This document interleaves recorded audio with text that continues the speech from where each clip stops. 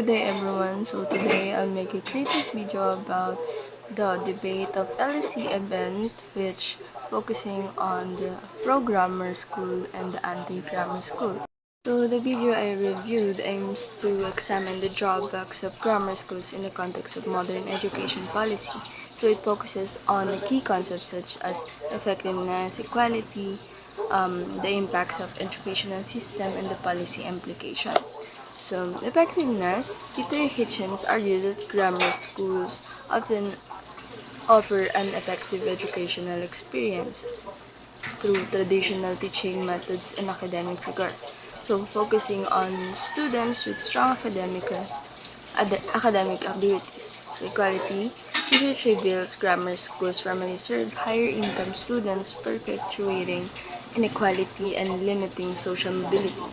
Maribel argues that only 3% of low-income families attend, reinforcing socioeconomic divides.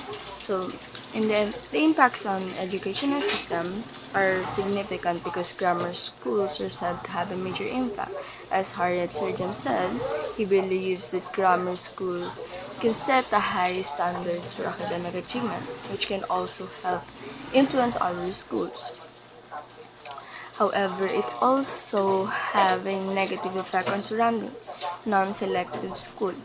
So the policy implications also I mentioned how expanding grammar schools could provide more opportunities for high-performing students, especially those from disadvantaged backgrounds through quotas and policy implications. So this critic intends to analyze the presented arguments and evaluate the evidence provided and assess the authenticity of perspective discussed. So for the strength of this LSE event video are that the debate is positioned as important and timely, aligning with education. So this video emphasizes the urgency of this topic and how important it is that the engagement of multiple perspectives creates different ideas and opens a lot of thinking. So, the inclusion of researchers, journalists, and educators ensures the balance of the discussion and how the evidence is collected. I see that they also introduce the history of the evolution of grammar schools, which provides a strong framework for the discussion that allows this audience to understand it more deeply and helps them to realize why this debate is important in modern education. I'd like to include some important quotes from people who are on the pro and anti side of the grammar schools that caught my attention in this debate.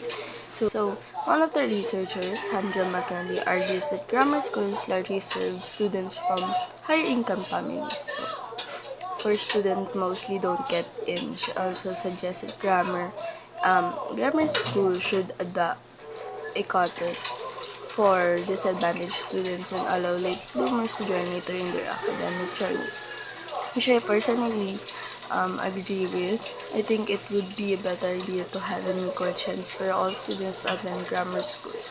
However, I do not agree with the fact that she is limiting the chance of students to grow just because they are late bloomers. So, and Mark Morial also said grammar schools can act as catalysts for a long-term cultural change in disadvantaged areas.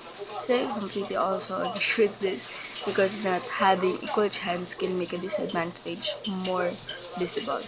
They are creating a divide where students from higher backgrounds have a better chance of going to a grammar schools and having a better future, while students who don't have the same background will stay as they are because they can afford to attend the same schools and have the same opportunities.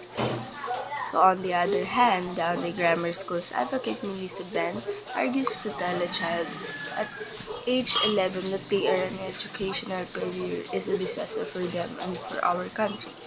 So this can limit their potential while the child wants more, just like how the pro grammar school side wants high performing students to be ones who study in their schools. This may lead to affecting students' self esteem in trying to get in because of the divide that they put, and children are still developing and disregarding their capacity to grow and improve later in life.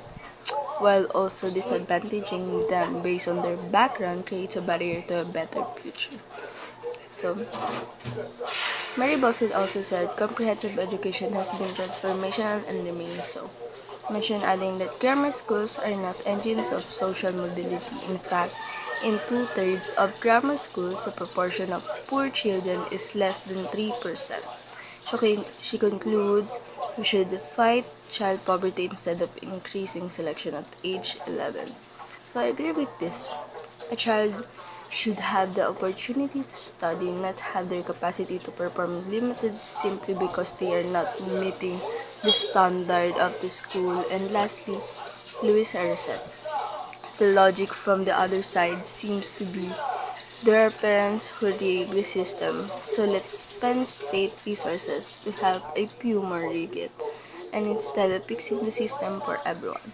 So, Aero criticized the idea of making changes that would allow more students in. I also agree with him, because instead of addressing the root issue, they create a solution for a small group of disadvantaged students, showing that they are offering solution, but students only gain access to the same unfair means.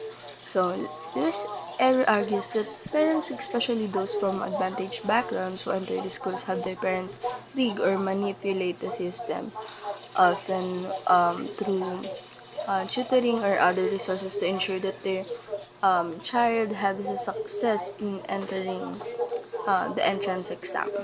So this idea made Era think that the system is flawed because they didn't fix the problem as a whole, but only the parts that they see as problematic.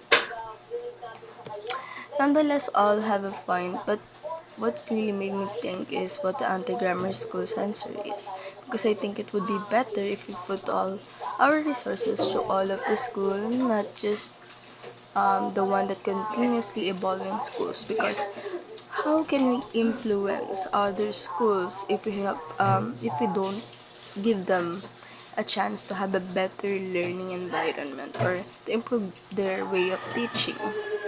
So, I mean, normal school is not that bad, but my point is that the equal opportunities to create a better education and learning environment can help a lot of students to become a better performing student.